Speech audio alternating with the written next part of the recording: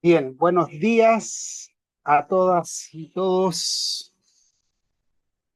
Como estábamos en Chile en campaña presidencial para el domingo, propusimos la franja del año 93 para las elecciones de 93 en la candidatura de Manfred, ¿no? Para, de cierta manera, ahora que estamos aquí a 40 años del desarrollo a escala humana, una propuesta novedosa y necesaria para el tiempo en que fue concebida y tan pertinente y vigente para los tiempos del presente, ¿no? Como lo estábamos viendo justamente en esa franja.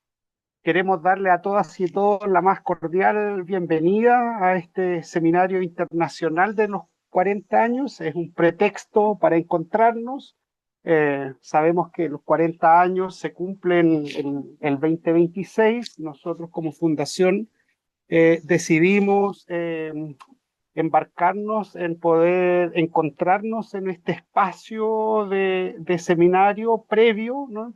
Con el ánimo de que lo que aquí suceda, lo que aquí acontezca, pueda hilar, ¿cierto? O tejer una red de acciones para el futuro, ¿no?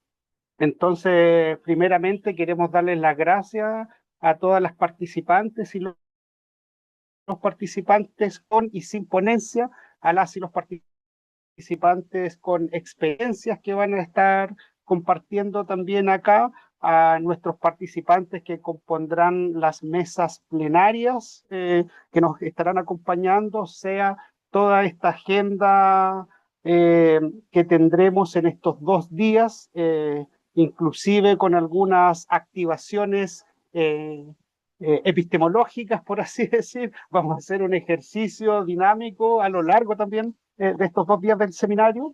Entonces queremos darle primeramente a todas y todos la más cordial bienvenida y agradecer el tiempo, el espacio, ¿cierto?, de poder estar acá con nosotros hoy día en nombre de la Fundación.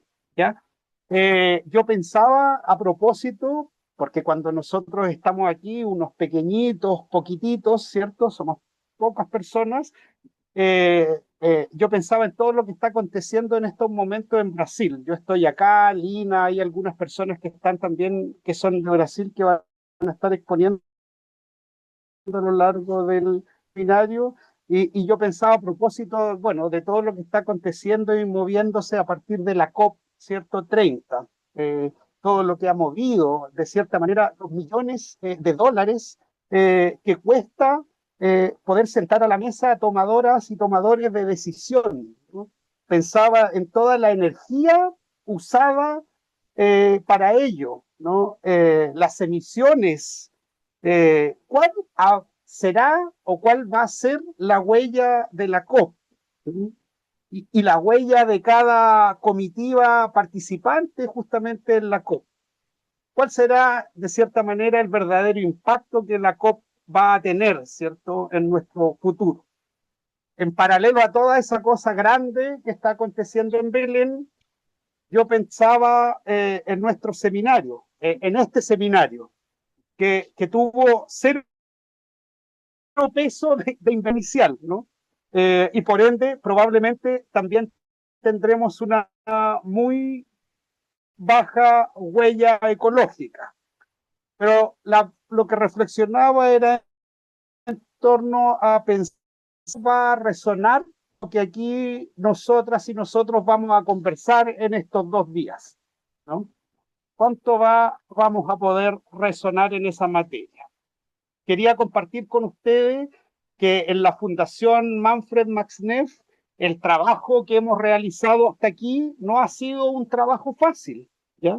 Eh, este seminario en el cual nosotros estamos se da también en un contexto, para estar a la moda en estos tiempos, de transición, ¿no? La Fundación también está en un ejercicio de transición que nos propusimos en nuestros trabajos y en nuestras conversaciones que tuvimos en los periodos 2023-2024, donde de cierta manera, y apelando al sabio dicho popular que nadie es profeta en su propia tierra, decidimos como equipo y como fundación un poco poder abrir nuevos espacios de trabajo en otras geografías, ¿no? Es así como hoy día estamos en Brasil, se está abriendo el Instituto Manfred Max Neff acá en Brasil, y esperamos prontamente también que amigas y amigos de Colombia podamos también establecer una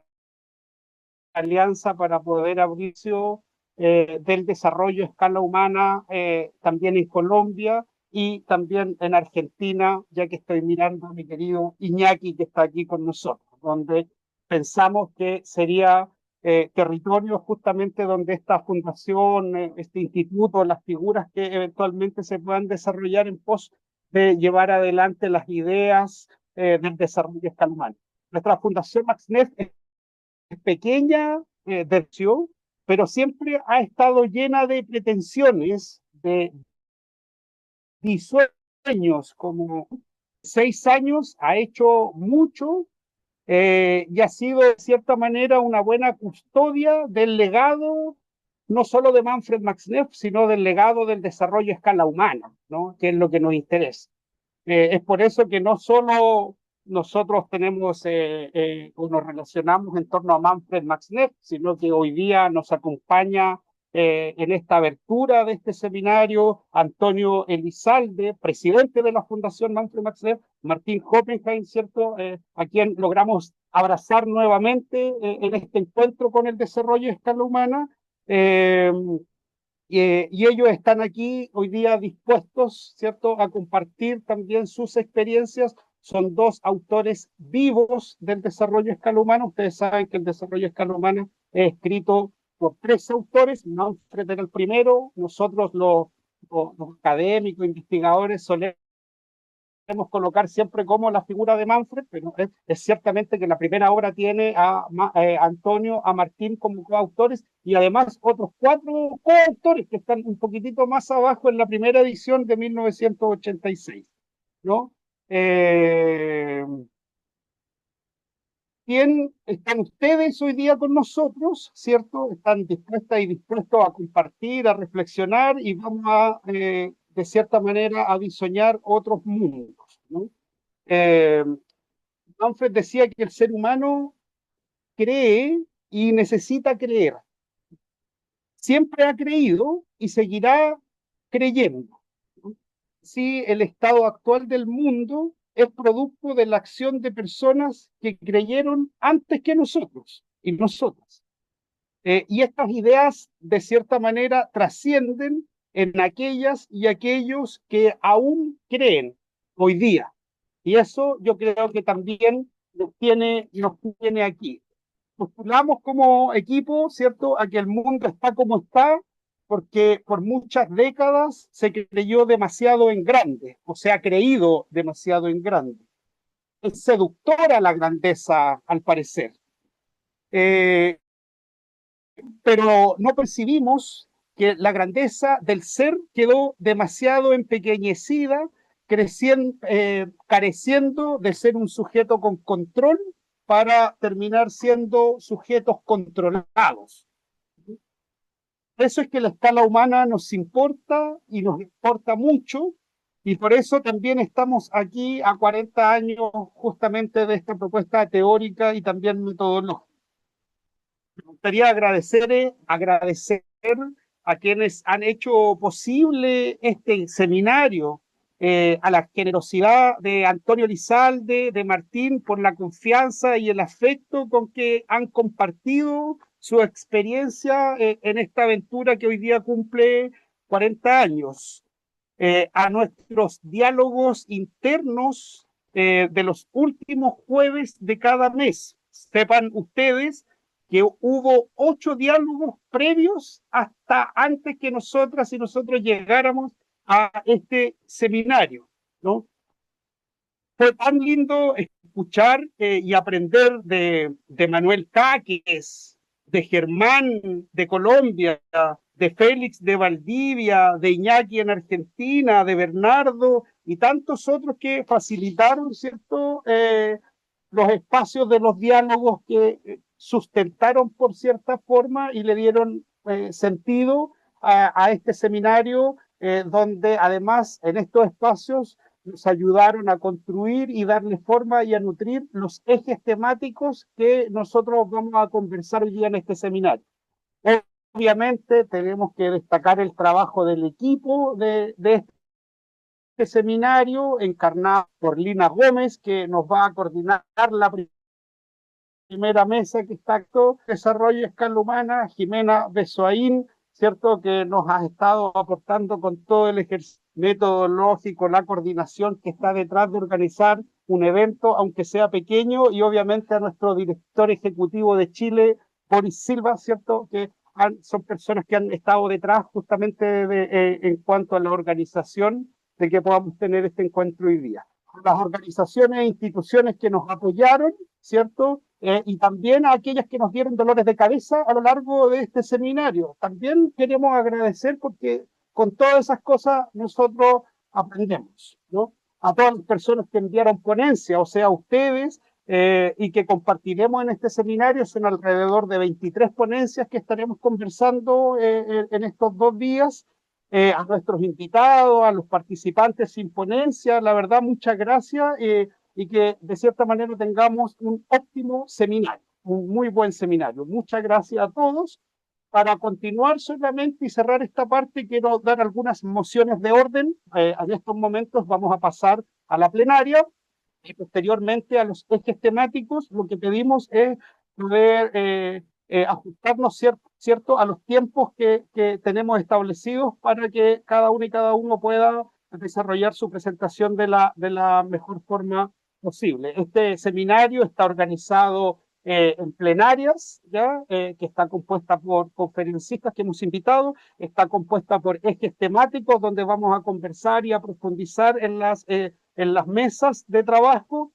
Vamos a tener presentaciones de experiencias de desarrollo a escala humana que se conectan, ¿cierto?, con estos activismos empíricos que también estamos llamando y que nos darán insumos para diagnosticarnos en colectivo. En este seminario, para encontrarnos, como yo dije, y lo más importante es poder tejer una red en el futuro. Con esto cierro, antes que me alargue más, nosotros ya lo manifestamos en las circulares, en las ponencias que aquí se presenten, ¿cierto? Y a los cuales trabajaremos por seminario, habrá un proceso, ¿cierto?, de coordinación para que los textos que aquí se presenten puedan componer las memorias o el libro justamente de este seminario, y las tasas de inscripción que cada una pagó, ¿cierto?, de cierta manera para poder estar en este seminario también, se usarán obviamente en el diseño y en la publicación de este material que esperamos salga el 2026. Por último, existirá también un proceso en paralelo a este proceso que comunicaremos también oportunamente, y es la llamada a un dossier sobre 40 años del desarrollo a escala humana que va a coordinar la revista brasilera de desarrollo regional vinculada a la Universidad Regional de Blumenau, ¿ya? Esta es una revista que coordina trabajo en temas de desarrollo regional y para el primer trimestre del 2026 espera poder lanzar este dossier. Por tanto, las ponencias que aquí se presenten pueden también entrar en este proceso. Recordar que la revista publica en inglés, en español y en portugués, ¿ya? Dicho lo anterior, nosotros comunicaremos todos los plazos. Les quiero dar las gracias y le quiero dar la palabra a Lina Gómez, que nos acompañará justamente en esta plenaria que viene a continuación. Muchas gracias. Muy bien, Cristian, muchas gracias. Buenos días y buenos días a todos y todas. Bueno, como bien lo dice Cristian, estamos en un momento de celebración también, ¿no? Nos preparamos, hay harto trabajo y harta dedicación de equipo detrás de este seminario, pero también hay mucha alegría y hay mucha celebración.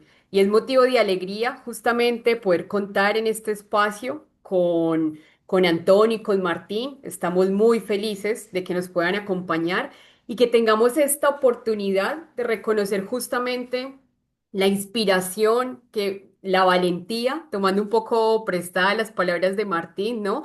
De aventurarse, ¿no? De tener esta aventura epistemológica que ha sido el desarrollo a escala humana, que es una aventura epistemológica que tuvieron la valentía ustedes junto con Manfred y muchas personas más de trabajar sistemáticamente de una manera muy sensible, ¿no? De darle como esa estructura a una mirada muy sensible, pero una estructura abierta y dinámica que ha permitido construir desde diversos ámbitos, ¿no? Hoy tenemos justamente la alegría de poder mirar en perspectiva y claro, y ver cómo ha tenido tanta importancia.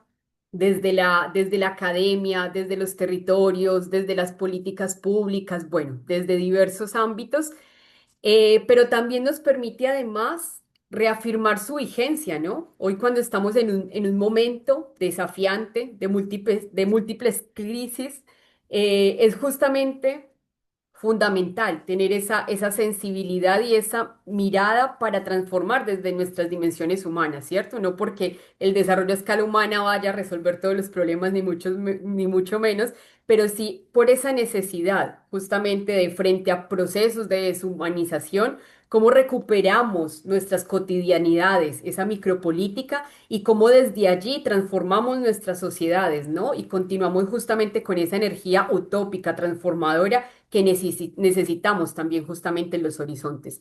Así que bueno, solamente voy a hacer una pequeña introducción de Antonio y de Martín, que obviamente lo que diga se va a quedar muy corto para quienes ellos han sido, además de ser coautores del desarrollo a escala humana. En sus transitares y en sus caminos, seguramente que también lo han llevado desde su praxis. Eh, y bueno, personas con múltiples facetas, yo solamente voy a presentar algunas de ellas. Antonio, sociólogo, activista, investigador, divulgador, ha estado involucrado con diferentes movimientos sociales y ecológicos. Yo diría que en diferentes partes del mundo, pero especialmente en el sur y en Latinoamérica. Ha sido consultor de organismos internacionales como la UNICEF, el PNUD, la CEPAL, y ha sido un incansable divulgador de todos estos temas que tienen que ver con justicia ecológica, con alternativas a estos malos modelos de desarrollo. Fue también rector de la Universidad Bolivariana, ha sido presidente de la Fundación Chile Sustentable, de la revista Polis, y tenemos el honor y la alegría de que sea el presidente de la Fundación Manfred Masneff. Y Martín, también coautor del Desarrollo a Escala Humana, filósofo y escritor desde 1993, desde 1983.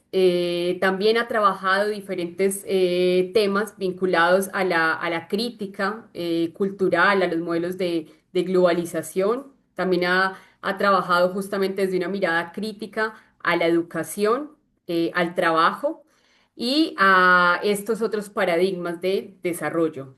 Es profesor emérito e investigador de la Universidad Diego Portales y ha sido director de la División de Desarrollo Económico para la CEPAL. Así que, bueno, les doy la palabra. Nos alegra mucho tenerlos acá. Ustedes van a tener entre 25 y 30 minutos para presentar. Yo les voy a avisar por el chat cuando queden unos 3 minutos y al final vamos a tener un pequeño espacio para unas 2 preguntas y reflexiones porque posteriormente vamos a contar con muchas más mesas y espacios de interacción. Así que la palabra es de ustedes. No sé si quiere iniciar Martín o Antonio.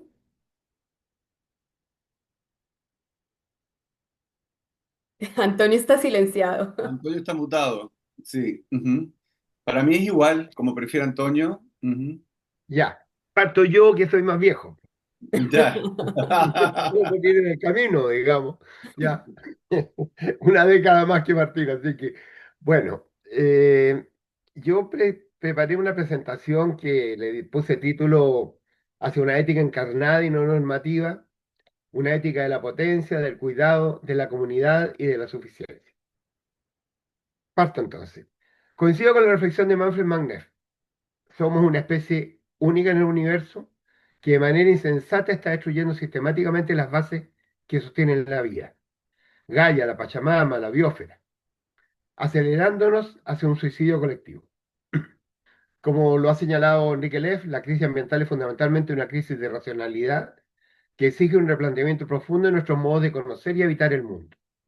La salvación no llegará únicamente mediante soluciones tecnocráticas, acuerdos internacionales, sino que a través de una revolución de la sensibilidad, un aprendizaje corporal y afectivo que nos permita recuperar el sentido de pertenencia a la trama de la vida, de la cual somos un pliegue inseparable. Esta revolución comienza en el reconocimiento de lo cotidiano, como territorio ético fundamental. Como he experimentado mi propio proceso vital, especialmente tras la pérdida de mi compañera Mari, después de 6 décadas juntos, la vida se teje en esos momentos aparentemente insignificantes. El dormir, que yo antes consideraba una pérdida de tiempo. Los sueños que ella recordaba con tanta viveza. Esas palabras que fuimos incorporando progresivamente desde la infancia, en nuestro pololeo, en nuestro matrimonio, hasta constituir nuestro mundo. La cultura, entonces, es el proceso mismo de la vida humana y se configura precisamente en ese espacio diario, recurrente y habitual, donde vamos asumiendo lo que está fuera de nosotros para hacer lo propio. En un mundo marcado por crisis ecológicas, sociales y epistémicas, repensar la ética se ha convertido en una urgencia vital. La pregunta por cómo vivir, cuidar, vincularnos y definir lo suficiente nos interpela desde lo cotidiano. Frente a las éticas normativas basadas en reglas unilaterales, propongo una ética encarnada, tejida de los cuerpos, los territorios y las relaciones concretas. Esta propuesta se nutre de un entramado de fuentes. El propio pensamiento nuestro, armado ahí en Sebaur, en la calle Londres, el pensamiento latinoamericano decolonial, la filosofía de Spinoza y su concepto de potencia, las ontologías relacionales y herramientas participativas que visibilizan saberes plurales. De este cruce emerge una ética orientada por la potencia, el cuidado, la comunidad y la suficiencia, que no prescribe normas, sino que ofrece cartografías sensibles para evitar la complejidad con responsabilidad y afecto. Desarrollo entonces a continuación estas 4 dimensiones entrelazadas. Ética de la potencia, afectación, relacionalidad y transformación. La potencia en Spinoza redefine el poder no como dominio, sino como la capacidad de afectar y ser afectado. Esta fuerza vital surge del encuentro entre cuerpos, ideas y afectos, y sitúa la ética en la ampliación concreta de nuestra capacidad de existir y transformar el mundo junto a otros. Como lo señala el filósofo francés Gilles Deleuze en su lectura de Spinoza, un cuerpo no se define por la forma que posee, sino por los afectos de los que es capaz. La filosofía relacional contemporánea inspirada en Spinoza y enriquecida por perspectivas decoloniales cuestiona el individuo autónomo como centro ético. Arturo Escobar, desde su perspectiva de las ontologías relacionales, nos invita a pensar en mundos y conocimientos de otro modo, donde el ser emerge del vínculo, lo que nos lleva a priorizar la interdependencia, el cuidado y la reciprocidad sobre la competencia y la acumulación. La filósofa feminista Karen Barad, con su teoría del activismo agencial, nos recuerda que no estamos simplemente en el mundo, sino que somos parte del entramado mundial en devenir. Para operacionalizar esta ética, se han creado matrices que visibilizan flujos de afectación en un contexto específico. Estas herramientas, lejos de ser neutrales, encarnan principios éticos, reconocen saberes locales, promueven la pluralidad epistemológica y estimulan la construcción de lo común. El antropólogo Tim Ingold, en su concepto de correspondencia, nos invita a pensar en un mundo donde la vida se despliega no a través de la imposición de formas establecidas, sino mediante procesos de crecimiento y transformación continua. Como he señalado en otro espacio, la revolución cotidiana es un espacio de transformación no espectacular, pero sí profundamente potente. La ética se encarna en gestos diarios, en cómo miramos, cómo escuchamos, cómo cocinamos o amamos. La potencia no es heroica, sino discreta y compartida. Weineheim, en su tratado de saber vivir para uso de las jóvenes generaciones, llama a subvertir la rutina diaria, recuperando la espontaneidad, creatividad y placer como formas de resistencia al capitalismo que convierte la vida en mera supervivencia. La filósofa Simone Weil nos alertaba que el amor no es principalmente una relación entre dos personas, sino una atención al mundo. La ética del cuidado. En una cultura productivista, el cuidado ha sido invisibilizado, feminizado y relegado al ámbito doméstico. Omar Felipe Giraldo, desde su ecología política y la afectividad, nos muestra cómo la crisis ambiental es también una crisis de la capacidad de ser afectados por el mundo. Esta ética reclama el cuidado como centro epistémico y práctica política que nos convoca a reconocernos vulnerables y responsables en entramados de interdependencia. Como lo sostiene Silva Federici, la reproducción de la vida es el terreno fundamental sobre el cual se desarrolla cualquier lucha por la transformación social. Cuidar no se reduce a proteger, es habitar condiciones para la vida. Requiere tiempo, afecto, escucha, disposición y presencia. En contextos de extractivismo, el cuidado deviene resistencia. Es custodiar la lengua, la memoria, el territorio y los saberes, como lo señala Manuel Guzmán Génesis. Natalia Ginsburg, una autora, digamos, una escritora del periodo que le toca vivir el periodo entre guerras, digamos, desde su narrativa íntima nos muestra cómo en los gestos cotidianos, cocinar, limpiar, cuidar de los hijos, se juega la dignidad humana frente al dolor y el caos histórico. Asimismo, Jorge Richman nos recuerda que sostener la vida en la tierra es la cuestión política central de nuestro tiempo. Pensadores como Leonardo Boff, Omar Felipe Giraldo, Rita Segato, entre muchos otros, han situado el cuidado en el centro de la reflexión ética. Desde una perspectiva decolonial, el cuidado nos revela una verdad radical. No hay ser sin vínculo, ni autonomía sin red de sostén. La filósofa india Vandana Chivas enfatiza que en la naturaleza la diversidad crea las condiciones para la sostenibilidad. En la sociedad, la diversidad de conocimientos y culturas crea las condiciones para la supervivencia. Podemos así entonces trabajar, y es una propuesta que hago, en indicadores del cuidado, en formas de cómo operacionalizar lo afectivo. Ejemplos de ello, por ejemplo, podría ser el tiempo dedicado al vínculo, los espacios de escucha comunitaria, el reconocimiento mutuo, prácticas que visibilicen experiencias diversas, la sustentabilidad afectiva, ritmos que no agotan a quienes cuidan. Y por último, la inclusión epistemológica, o sea, el reconocimiento de esos saberes no hegemónicos en las decisiones colectivas. Ética de la comunidad. Fundamentalmente construir lo común desde la diferencia. La comunidad no es una suma de individuos ni una unidad homogénea. Es una práctica situada, un devenir donde las diferencias dialogan, se tensionan y a veces se abrazan. Joaquín García Roca, desde su Sociología de la Acción Colectiva, nos muestra cómo las comunidades se construyen en la reciprocidad de los reconocimientos y en la capacidad de generar bienes relacionales que sostienen la vida común. Como lo ha señalado Jacques-Luc Nancy, la comunidad no es un proyecto de fusión, sino de exposición mutua en la finitud. La comunidad encarnada es un proceso de co-creación colectiva donde las decisiones éticas se toman colectivamente, desafiando lógicas verticales y tecnocráticas y abriendo paso a una democracia radical y sensible. Ya nos hablaba recientemente, Manuel Jack, de eso. Iván Illich, con su concepto de convivialidad, nos invita a imaginar sociedades en las que las herramientas modernas sirvan a las personas integradas en comunidades en vez de ser servidas por ellas. Humberto Giannini, en un maravilloso libro llamado La reflexión cotidiana, nos ha recordado que el simple acto de cruzarse con alguien en la calle contiene una estructura ética fundamental, el reconocimiento del otro como un tú que interrumpe mi mundo. Podemos pensar también entonces cómo ir visualizando estos espacios para lo común. Una ética de la suficiencia, vale decir, lo imprescindible que es delimitar lo necesario para cultivar lo justo. Frente a la narrativa capitalista del nunca es suficiente, la suficiencia propone un giro radical.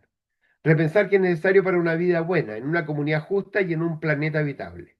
Lev, desde la mirada de la economía ecológica o de la sociología ecológica, nos recuerda que la sustentabilidad no es un problema técnico, sino una cuestión de racionalidad ambiental, que implica una reorientación civilizatoria. Como lo plantea Serge Latouche, el decrecimiento no es un crecimiento negativo, sino una matriz de alternativas para construir una sociedad de abundancia frugal. La suficiencia no es escasez, sino balance. Implica cuidar los ritmos, evitar la saturación y reconocer cuando el exceso nos daña. Es una invitación al disfrute mesurado y a la abundancia compartida. Agnes Heller, desde su sociología de la vida cotidiana, nos habla de las necesidades radicales como el sentido, el tiempo libre, el reconocimiento, que no pueden satisfacerse en sociedades injustas y que apuntan hacia una transformación civilizatoria. La filósofa y activista india Arundhati Roy nos recuerda que otro mundo no solo es posible, sino que ya está en camino. En un día tranquilo puedo oírlo respirar. Podemos pensar entonces así en herramientas participativas para definir lo suficiente. Preguntas fundamentales serán: ¿qué recursos necesitamos para vivir con dignidad y alegría? ¿Qué ritmos de trabajo respetan nuestros cuerpos y vínculos? ¿Qué formas de consumo reconocen la regeneración ecológica? Apuntemos entonces en una perspectiva fundamentalmente de tipo práctico, lo que sería una propuesta de una ecosocioeconomía. Esta ética encarnada se articula entonces con tres marcos complementarios que en conjunto conforman una ecosocioeconomía orientada a la vida. El desarrollo a escala humana, que critica el crecimiento económico infinito y sitúa el fin del desarrollo y la satisfacción de las necesidades humanas fundamentales y la realización de las potencialidades humanas, distinguiendo entonces entre necesidades y satisfactores, priorizando la calidad de vida sobre el nivel de vida. La economía ecológica, que nos provee el marco biofísico, al demostrar que la economía es un subsistema de la biosfera. Los límites ecológicos no son restricciones, sino invitaciones a nuestra creatividad para satisfacer necesidades dentro de los confines planetarios, definiendo la eficiencia como bienestar humano por unidad de recurso usado. Y la economía social y solidaria, que constituye el mecanismo práctico basado en la cooperación, la reciprocidad y la democracia. García Roca nos muestra cómo la economía social y solidaria genera capital social y fortalece los vínculos comunitarios, priorizando el valor de uso sobre el valor de cambio y organizándose para satisfacer las necesidades de manera directa y autodependiente, internalizando de forma natural la racionalidad ecológica. Hay aquí entonces la posibilidad de construir un triángulo virtuoso. El desarrollo escalomana define el fin, una vida digna y plena. La economía ecológica establece la condición de posibilidad, el respeto a los límites planetarios, y la economía social y solidaria provee el medio, una organización económica al servicio de las personas y las comunidades. Juntos conforman un cambio de paradigma, de una economía centrada en el mercado a una ecosocioeconomía centrada en la vida. Como conclusión, apuntamos entonces a una ética encarnada como práctica cotidiana y transformadora. La ética encarnada surge como respuesta vital ante un mundo en crisis, entretejiendo la potencia como afectación, el cuidado como sostén de lo vulnerable, la comunidad como devenir plural y la suficiencia como horizonte regenerativo. Nos invita a reencontrar el sentido en lo concreto, lo situado y lo afectivo. Arturo Escobar nos recuerda que las transiciones civilizatorias requieren de prácticas de autoorganización comunitaria y de la construcción de autonomía. Como nos enseña Denis Naimanovich, desde su enfoque de la complejidad, lo cotidiano no es banal ni neutro, sino el espacio donde se normalizan o se resisten las formas de violencia, jerarquía y dominación. Ella critica lo que llama la normalización de la violencia y nos alerta sobre cómo lo cotidiano puede funcionar como un campo de entrenamiento para aceptar la violencia estructural como parte natural de la vida. Como nos recordaba Baruch Spinoza, la alegría es un aumento de la potencia de existir. Esta ética es en esencia una apuesta por la alegría como fuerza política, por el cuidado como cimiento de lo justo, por la comunidad como trama de sentido y por la suficiencia como arte de vivir bien, con otros y con el mundo que nos sustenta. En palabras del poeta y activista uruguayo Eduardo Galeano, mucha gente pequeña, en lugares pequeños, haciendo cosas pequeñas, puede cambiar el mundo. Omar Felipe Giraldo nos enseña que esta transformación comienza por recuperar nuestra capacidad de ser afectados por el mundo, mientras que Enrique Leff nos señala que el camino hacia la sustentabilidad pasa por una reapropiación simbólica de la naturaleza. Natalia Ginsburg, a quien ya me referí, nos muestra desde su escritura íntima cómo en el léxico familiar y los gestos cotidianos se custodia la memoria y se teje la resistencia. Esta ética encarnada es precisamente la práctica cotidiana de ese camino posible y necesario. Gracias.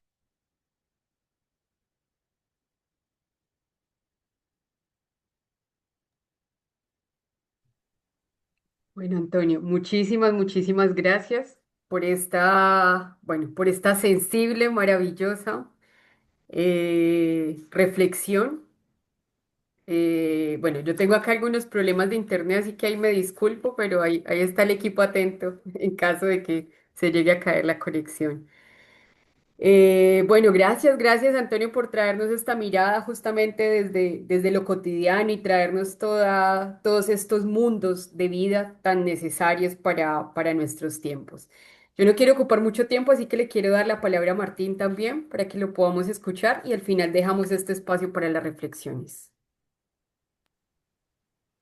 Gracias, Lina. Bueno, muy buenos días a todos y a todas y sobre todo una enorme gratitud por lo que nos ha compartido Antonio, que me parece muy contundente, muy inspirador y muy bello.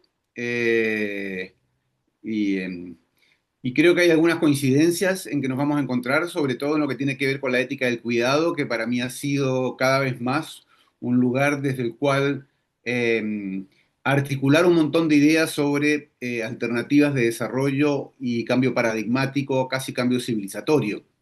Eh, Mirando, digamos, reflexionando sobre el desarrollo a escala humana a sus 40 años, a pesar de que mi participación ha sido un poco discontinua, ya y mi mirada ha sido un poco de espectador, creo que igual el desarrollo a escala humana y sobre todo la impronta de Manfred en su momento implicó un desafío de mirar con mucha apertura, con mucho coraje, con mucha sensibilidad, con un espíritu crítico indeclinable, con una adhesión genuina a una perspectiva transdisciplinaria y con una gran vocación transformadora, emancipatoria. No quiero decir humanizadora, ya, porque creo que ya no es una cuestión solamente de lo humano, ¿no? Sino en general de lo planetario. Son 40 años de profundización, de ampliación, de consolidación epistémica del desarrollo a escala humana, de diversificación en redes que aportan a la vez y se nutren del paradigma en los más distintos niveles. Están los cientistas sociales, los promotores comunitarios, académicos y académicas en general, algunas autoridades locales, movilización, tesistas, coordinadores de programas, promotores de educación popular, etcétera. Hay un acopio notable en las lógicas del desarrollo territorial, de esta idea de racionalidades múltiples en el desarrollo local, de procesos sinérgicos, ¿no es cierto?, como formas de emancipación desde actores muy diversos que cruzan la identidad cultural, la organización colectiva, el emprendimiento desde abajo, la construcción de capacidades, el empoderamiento de género. Y bueno, hay mucha reflexión, hay teorización que apuesta por enriquecer nuevos paradigmas y epistemes, por apropiarse, además por interactuar, dialogar, como lo ha hecho Antonio en esta intervención, con miradas que son complementarias, que aportan, que co-construyen con nosotros también, y eso es maravilloso. Ahora, por otro lado, estamos en un mundo, si tomamos sobre todo el periodo de los 40 años desde 1986 en que se publicó Desarrollo a Escala Humana hasta hoy, con cambios radicales en el desarrollo del capitalismo que no pueden dejar indiferentes tampoco a los componentes centrales del desarrollo a escala humana, o que más bien nos invitan a intentar mirar todo esto nuevo desde algunos de los elementos paradigmáticos de la propuesta de entonces. Eh, Está, digamos, todo el desarrollo tremendo y hegemónico del capitalismo financierista, este divorcio creciente entre el mundo financiero y el mundo productivo, esta multiplicación de esferas, digamos, de dominio desde la abstracción creciente que implica el capital financiero, que implica ahora el capital informacional, esta primacía de lo abstracto y especulativo sobre lo que Antonio llamaba como más bien retorno a lo sensible y a lo presencial. El fin de siglo pasado, en la llamada posmodernidad, ha resumido cambios culturales feroces, tremendos, la agonía del actor moderno tal como se entendía en la modernidad, del sujeto, de esta pretensión de sujeto unitario y coherente, hijo del racionalismo moderno también, la crisis del trabajo, sobre todo del pleno empleo, ¿ya? Y de un trabajo para toda la vida, y de la identificación del ser humano con su dimensión productiva, el colapso y la agonía de las ideologías como comprensiones totalizadoras del mundo y de las utopías como promesas redentoras de la humanidad, lo que llamamos también los metarrelatos de la razón y de la política, tal como se plantearon en la posmodernidad a fin del siglo pasado. Luego la globalización de la economía bajo la égida capitalista, financiera, comercial, informacional, y por tanto las crecientes dificultades de controlar la propia vida por la exposición a tremendos impactos desde lo global que realmente nos afectan, nos atraviesan y sobre los cuales no tenemos control, ¿no? Pero a la vez la posibilidad en este nuevo orden de nuevos agenciamientos locales, locales, transnacionales, eh, la nueva división internacional del trabajo, que ha hecho el trabajo cada vez más precario, vulnerable, y este mundo, esta modernidad líquida, como la llamaba Bauman, en fin, todas las cosas que forman parte, ¿no es cierto?, de los cambios de los últimos 40 años que nos hacen preguntarnos cómo se lee todo esto desde el desarrollo a escala humana y cómo el desarrollo a escala humana es releído a partir de todas estas transformaciones. No quiero entrar en eso, sino quiero entrar solamente en un punto, por problemas de tiempo además, pero que además creo que converge bastante con el énfasis que Antonio ha puesto en la economía del cuidado, y es el siguiente. Es la idea de pensar hoy la catástrofe, no en sentido apocalíptico, no en sentido catastrofista, valga la redundancia, o negativo, ¿ya? Sino que pensar la vecindad de la catástrofe global, la conjunción de una serie de riesgos globales que hoy día están puestos sobre la mesa y que son parte de discusiones permanentes en muy distintos foros, ¿ya? Y de qué manera la irrupción de los nuevos riesgos globales implica al menos tres cosas desde nuestra perspectiva. La primera es que los riesgos globales tienen que ser leídos en clave civilizatoria, es decir, en clave de cuáles son los paradigmas, la arquitectura de la cultura que nos domina, ¿ya? Que precipita, acelera, ¿ya? Y resulta hoy muy amenazante en términos de que ciertos riesgos globales puedan devenir catástrofes globales, ¿ya? Leerlo en clave civilizatoria y deconstruir desde ahí. La segunda es que al mismo tiempo eso implica el desafío de una inflexión muy profunda, una inflexión en la mirada, una inflexión en el paradigma, ¿ya? Un espacio en que eso se convierte en una urgencia, se convierte en una necesidad. Y tercero, la centralidad que ciertos elementos que coinciden mucho con el paradigma del desarrollo humano, la centralidad que tienen algunos elementos en este cambio paradigmático, en este cambio en la forma de encarar los grandes riesgos, ¿ya? Que tienen que ver, uno, con la ética y ontología del cuidado, dos, con repensar la relación entre necesidades y preferencias, que ya fue una discusión que tuvimos en su momento y que siempre han tenido los economistas sobre todo en el área de la economía política, ¿ya? Y tres, la cuestión de la escala. No voy a alcanzar a hacer todo esto, yo creo que voy a llegar hasta el cuidado por un problema de tiempo, pero quiero tratar como de resumirlo de la siguiente manera. La irrupción de los nuevos riesgos globales, ¿ya? Esto que se discute desde Davos hasta las universidades, la política, etcétera, se niegan en algunos espacios, ¿no es cierto?, en mecanismos de negación sorprendente por lo demás. ¿Y cuáles son estos grandes riesgos globales? Solamente una lista así muy rápida, ¿no es cierto? El cambio climático, por un lado, con el calentamiento global, el agotamiento de recursos energéticos, alimentarios y hídricos que resultan estratégicos, la contaminación de aire, agua y tierras, eso por todo el lado ecoambiental. Las amenazas, así como hay potenciales, las amenazas que implica hoy el desarrollo de la inteligencia artificial, ¿no? En términos de perder la capacidad de control sobre ella y cómo puede revertirse, ¿no?, en riesgos, en amenazas. La salud, sobre todo porque corremos hoy día la frontera de lo humano dentro de la Tierra, que implica interacción con especies que no interactuábamos, ¿ya? Como ocurrió ahora desde Wuhan, ¿no? Y por lo tanto, y además por el hecho de que el desplazamiento continuo, sin fronteras, ¿no es cierto?, este flujo brutal de lo humano alrededor de la Tierra, convierte cualquier elemento viral o bacteriano nuevo en algo que se universaliza de la noche a la mañana, ¿no? Los cambios demográficos, la demografía, algo que nunca ha pasado antes en el planeta, que es la inversión de la pirámide de edades, es primera vez en la historia humana que ocurre, ¿m?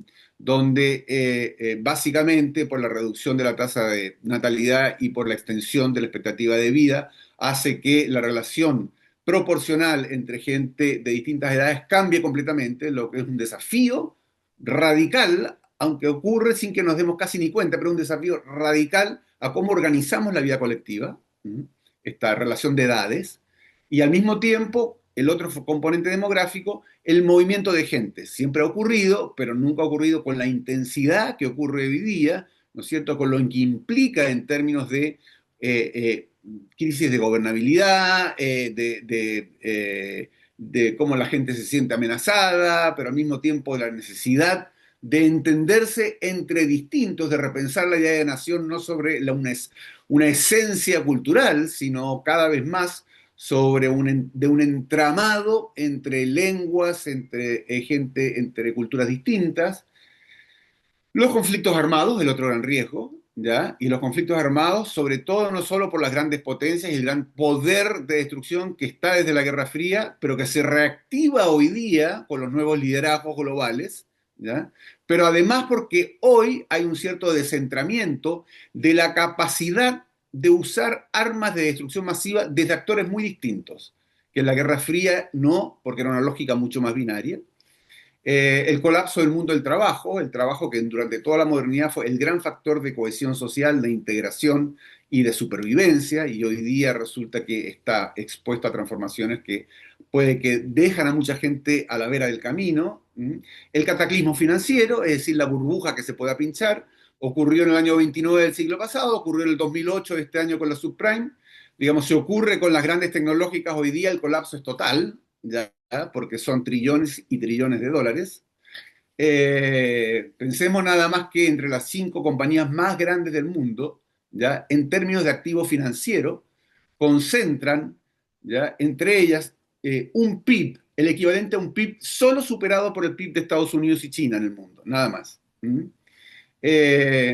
Y bueno, y la ingobernabilidad sistémica que todo esto implica, las formas cada vez más concentradas de poder y de riqueza, sobre todo, incluido el crimen organizado. Es decir, están todos estos riesgos, ¿ya? Están sobre la mesa, se habla mucho de ellos, se pueden cruzar entre ellos además, y tienen 3 o 4 características que las hacen muy, yo diría, escalofriantes hasta cierto punto. Uno es que se dan en un marco de velocidad, aceleración, ¿ya? Que hace que un riesgo devenga una catástrofe puede ser algo que no podemos alcanzar a controlar. Es decir, que supera largamente los tiempos de control en la penetración a escala global. Segundo, el carácter sistémico o global del impacto, es decir, hay una interconexión sistémica de esferas de vida humana, la salud, la economía, la comunicación, el desplazamiento de personas, la seguridad humana, la interacción social, el manejo de información, etcétera, que lleva a que el impacto de una catástrofe global hoy tenga efectos que puedan carambolearse, ¿no es cierto?, que puedan en cadena hacia todas las esferas. El tercero y el que me parece más inquietante en términos de catástrofe es el descentramiento de su origen. Es decir, el origen no tiene por qué ocurrir como ocurría antes en el Pentágono o en el Kremlin. Pensemos en nada más que 3 ejemplos, ¿ya? Las Torres Gemelas fueron destruidas y planificadas desde unas cavernas perdidas en Afganistán, ¿ya? Es decir, de un lugar muy marginal, muy periférico, muy extremo, ¿ya? Se logró urdir un tipo de acción que tuvo un impacto global perenne, ¿ya? Como fue en términos de repensar toda la seguridad y el riesgo. O un segundo ejemplo es el caso de la subprime, como la crisis de la subprime en Estados Unidos, que básicamente era un tema de negocio inmobiliario, produjo también una acción en cadena que puso a todo el mundo en jaque, en términos económicos. Y un tercer elemento también, o el caso, digamos, de un descentramiento del origen de riesgo, fue Wuhan, ¿ya? Como en un mercado de animales exóticos y alimentos en China, ¿ya? Se produjo algo que a los 2 meses tenía a todo el mundo en su casa, encerrado. Y todo esto, por supuesto, o sea, dado esto, se requiere sin duda de reacciones concertadas, globales, multisectoriales.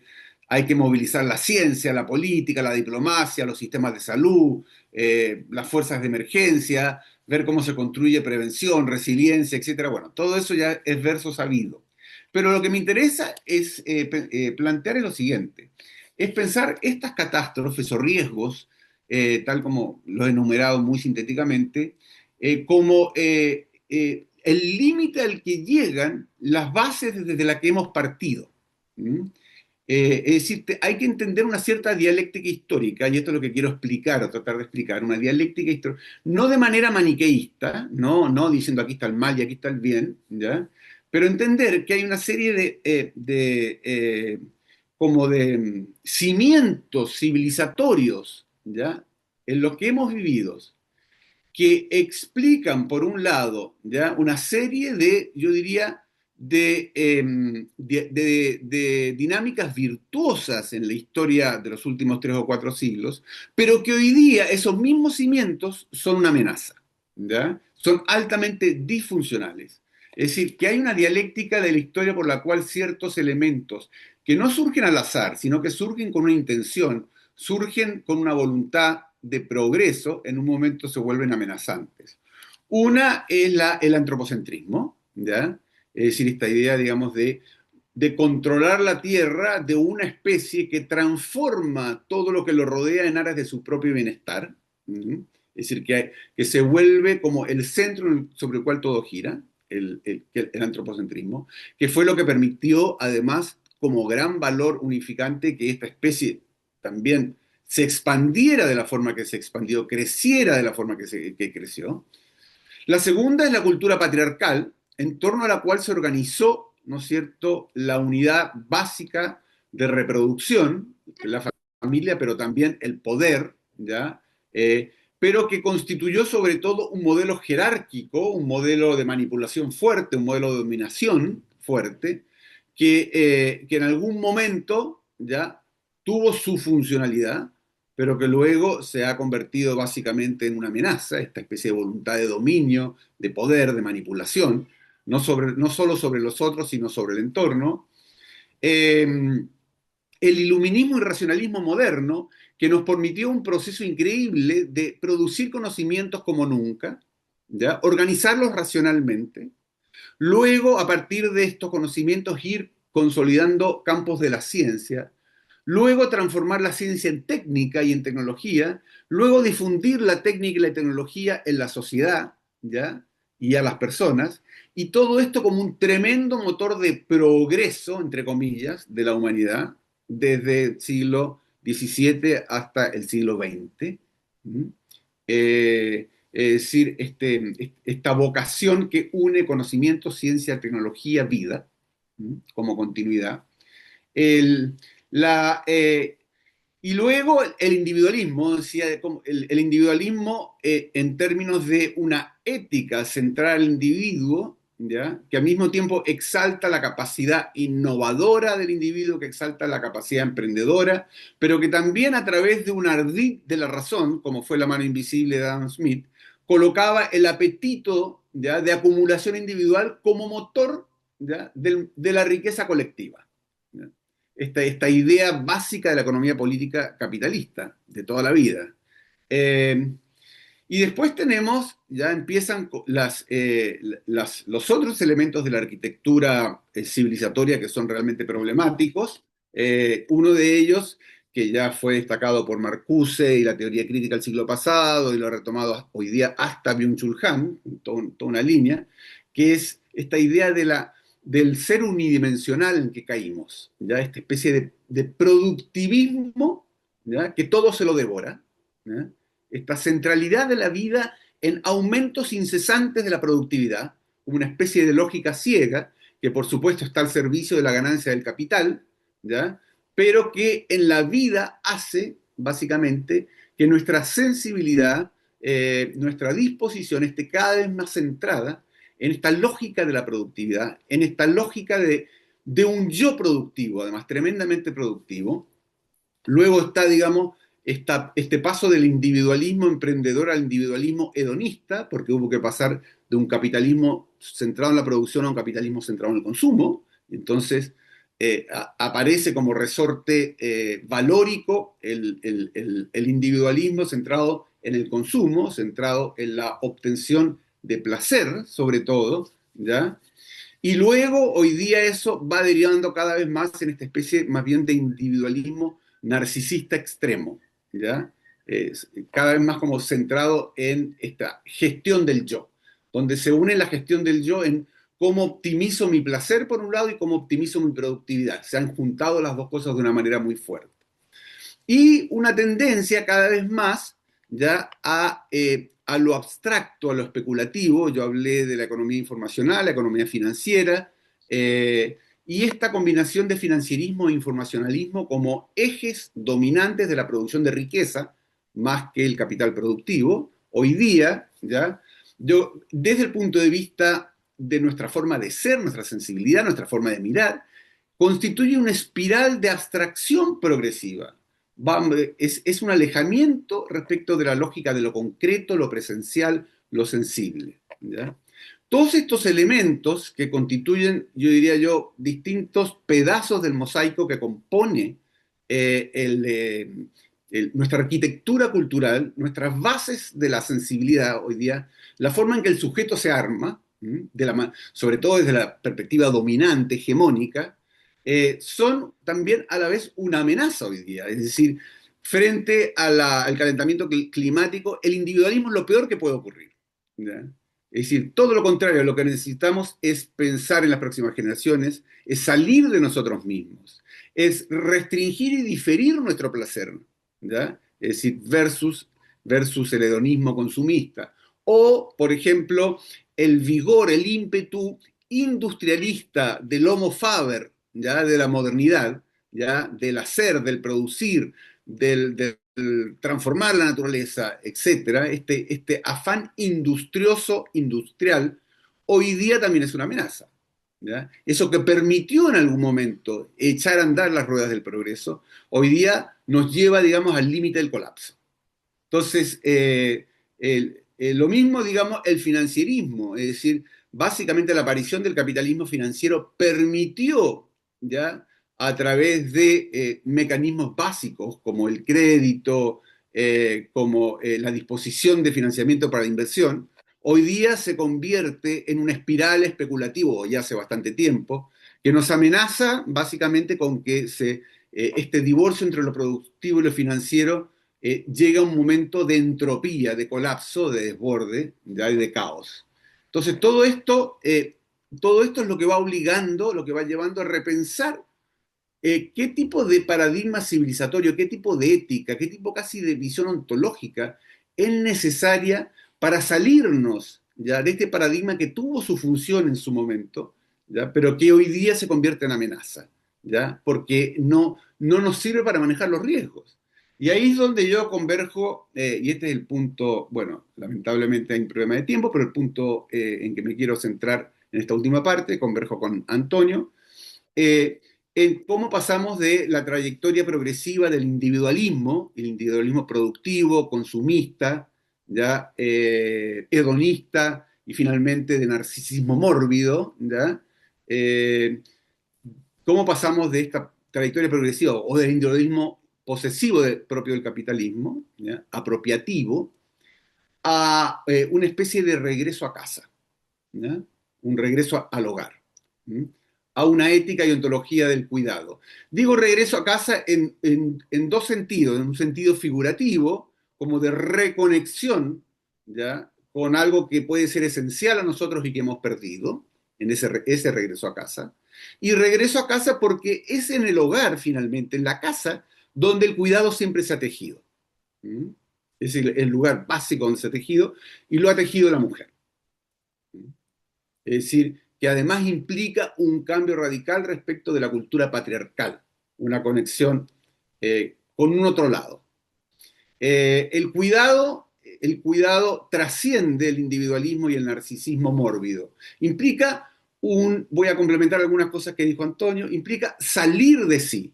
Byung-Chul Han dice que hoy día estamos a través de una especie de narcisismo como punto final del individualismo capitalista. Estamos encerrados dentro de nosotros mismos y que los trastornos y patologías mentales tiene mucho que ver con esa especie de solipsismo interior, ¿ya? El cuidado es también un salir de sí, ¿ya? Es un no centrarse en sí mismo, es un no atorarse dentro de sí, es un no quedar capturado por la cultura del yo, ¿ya?, y de la autoimagen. Y ahí hay figuras en toda la ética del cuidado de las cuales echar mano. Antonio citó varias, también está Carol Gilligan, ¿ya?, el propio Byung-Chul Han.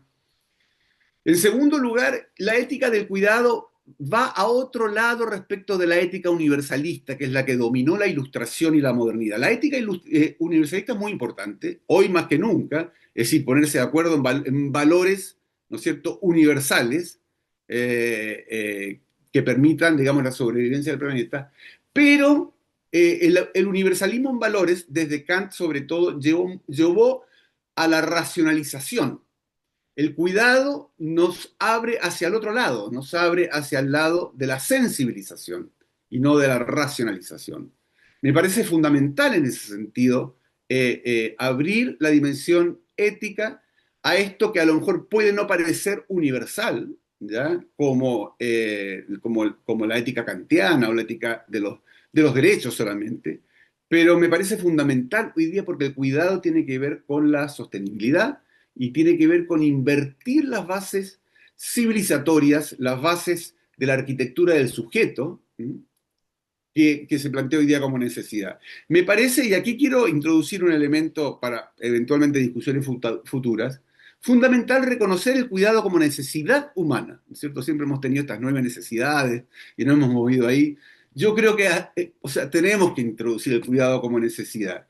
Primero, porque el cuidado existe desde siempre, desde el origen de la humanidad, ¿ya?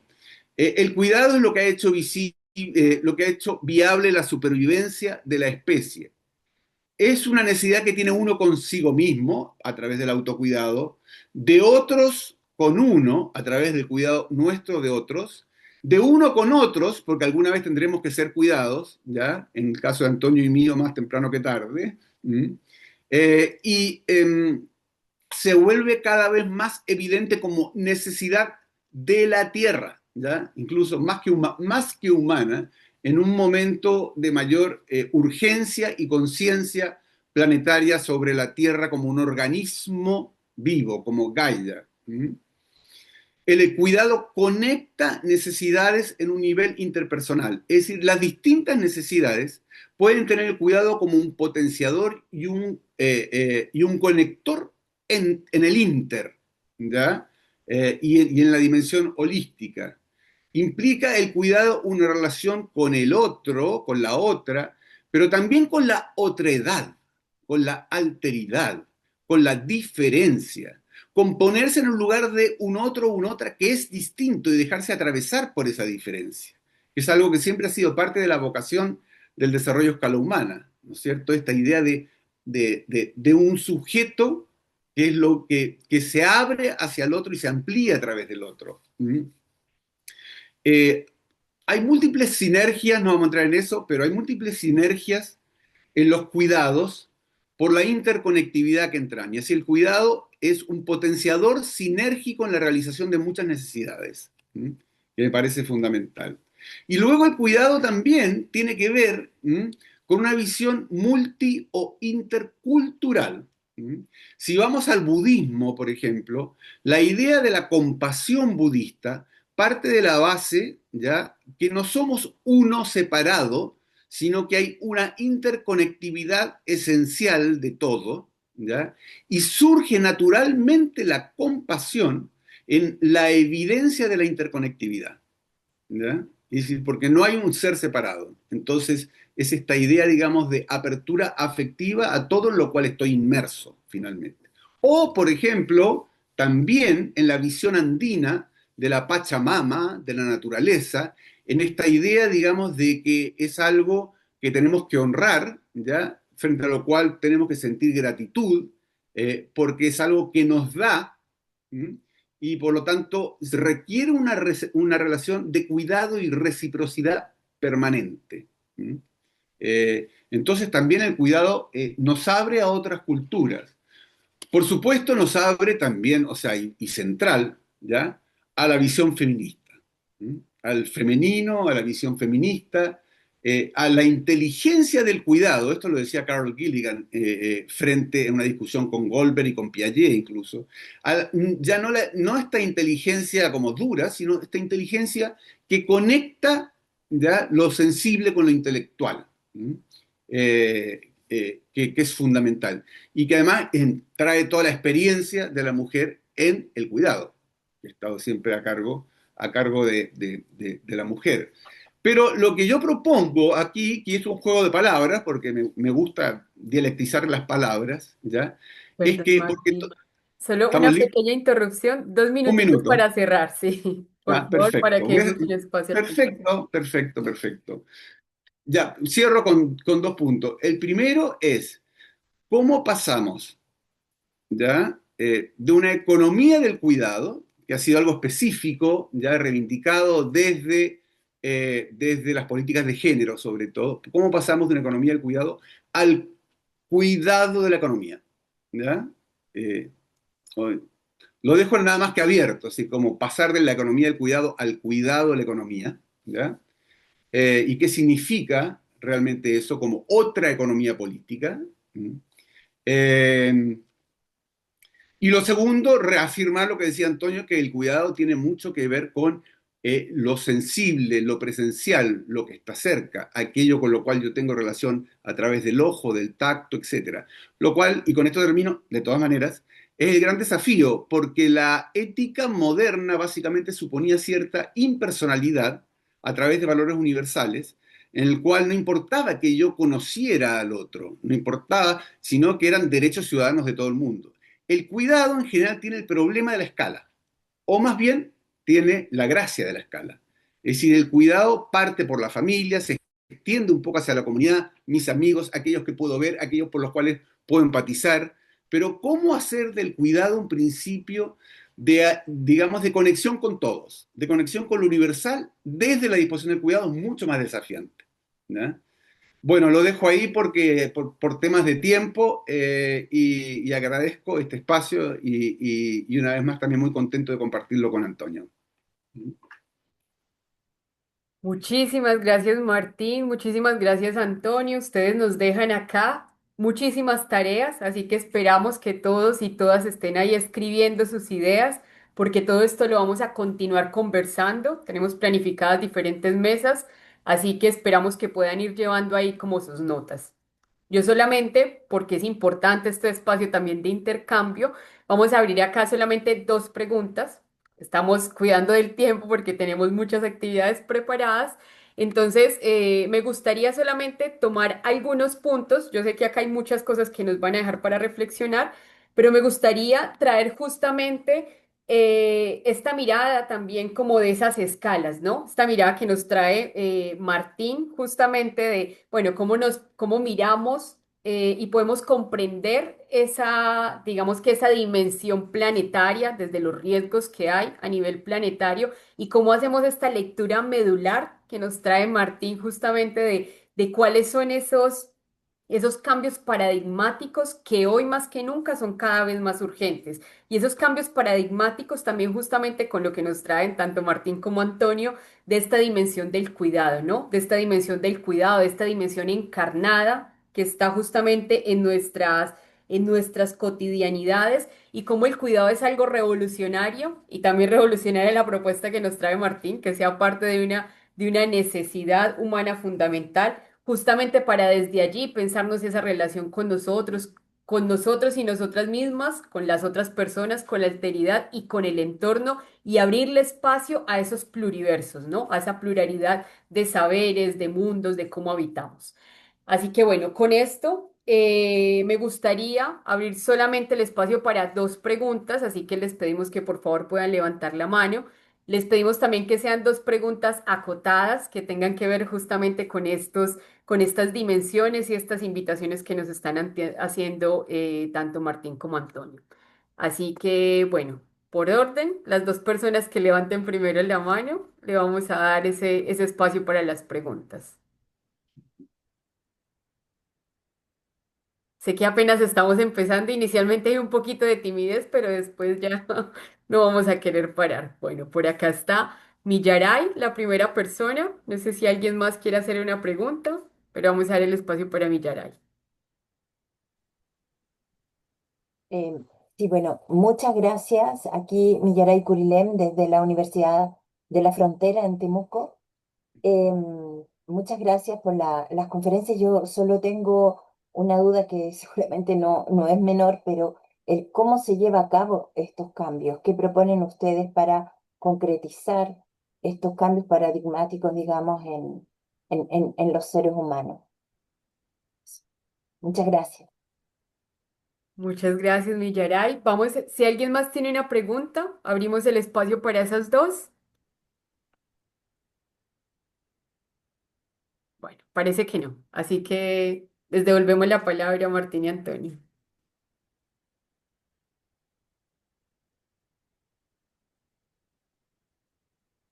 Ah, bueno, sí. ¿Ok?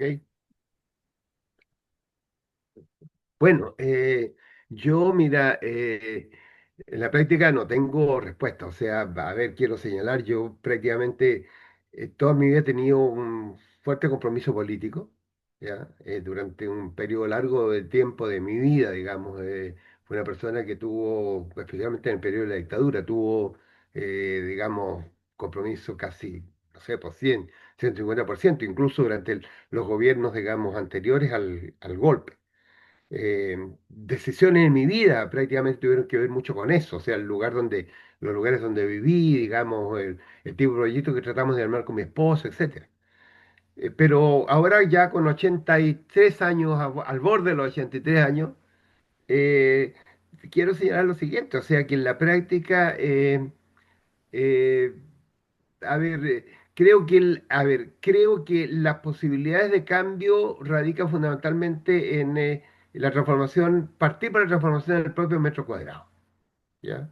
Y en la práctica, entonces, en mi propia experiencia educativa, en todas las cosas que he tratado de armar, es eso. O sea, en el fondo, es como que aquello que soñamos tenemos que anticiparlo en nuestras propias vidas, ¿ya? Tenemos que ser capaces de alguna manera de los sueños de materializarlo en el paso a paso, en el cotidiano, que es algo que ya a lo cual hice referencia. Y entonces, hoy por hoy, las conclusiones habitualmente cuando termino cualquier conferencia, cualquier cosa, es decir tres cosas muy simples, ¿no es cierto?, que he ido aprendiendo. Uno, que es necesario vivir, acercarse a los alimentos, ¿ya? Acercarse al alimento que implica en el fondo aprender a producir alimentos, ¿ya? Segundo, digamos, deshacerse de todo lo que no sea necesario, de alguna manera una cierta frugalidad en el existir, en el vivir, ¿ya?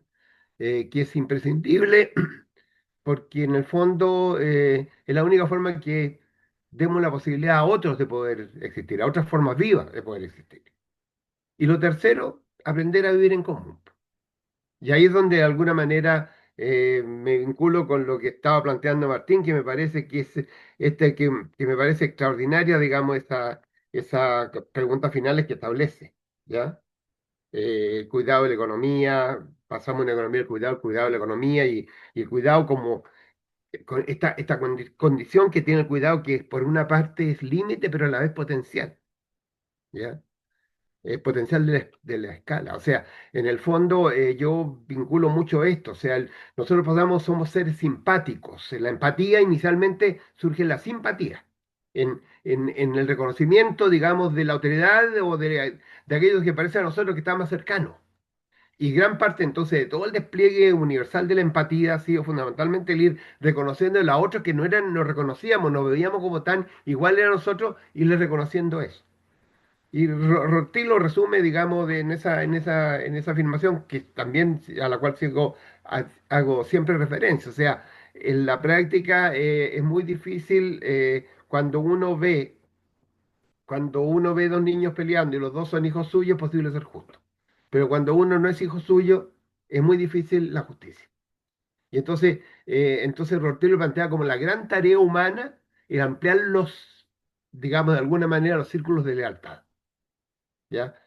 Y entonces yo creo que en ese es el gran desafío. O sea, si es que no somos capaces de esa ampliación de los círculos de lealtad a todo lo vivo, prácticamente estamos cavando nuestra propia tumba. Y allí es donde de alguna manera uno dice, a ver, a mi entender, la respuesta no va por, digamos, grandes acuerdos, o sea, son imprescindibles también, digamos,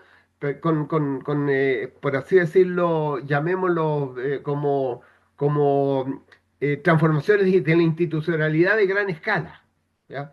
Sino que fundamentalmente yo diría que es, digamos, volver la mirada al espacio de lo cotidiano, al espacio de lo que parece insignificante, de lo vulnerable.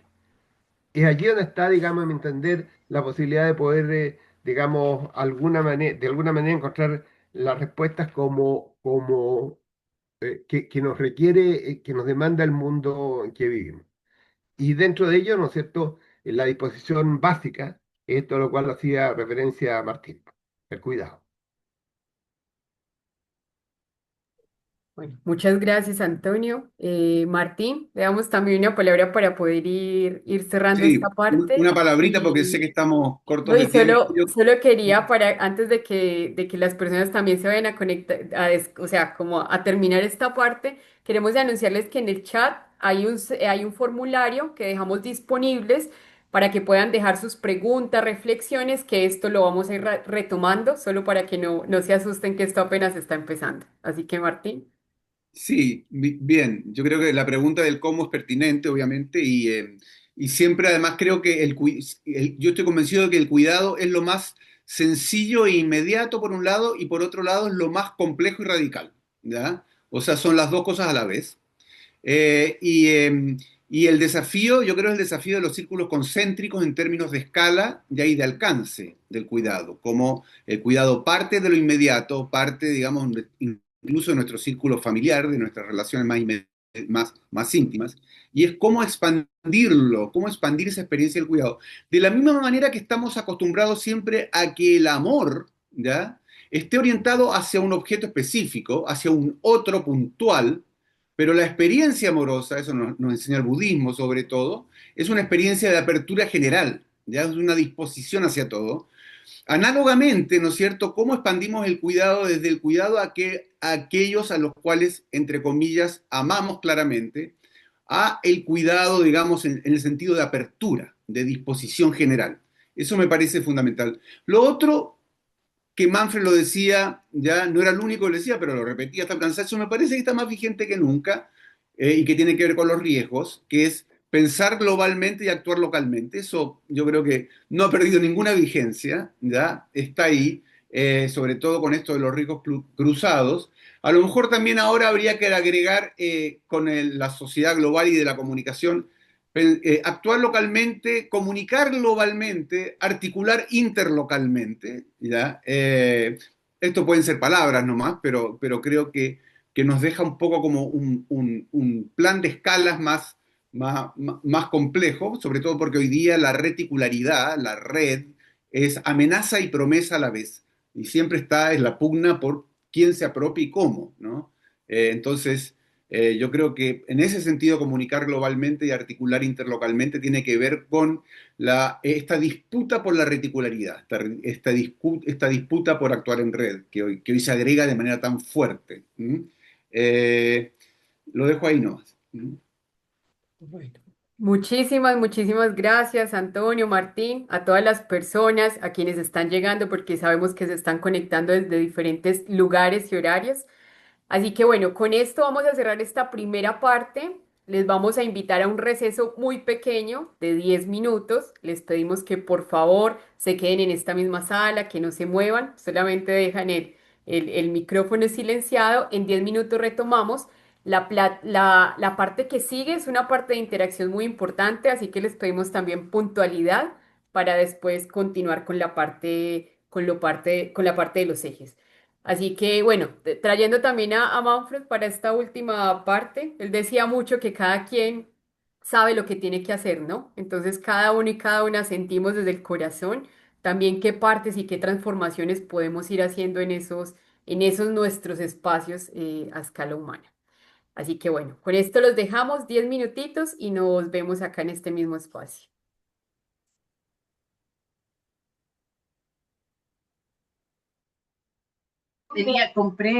Vamos a poder contestar el formulario que está ahí en el chat. Eso, un abrazo.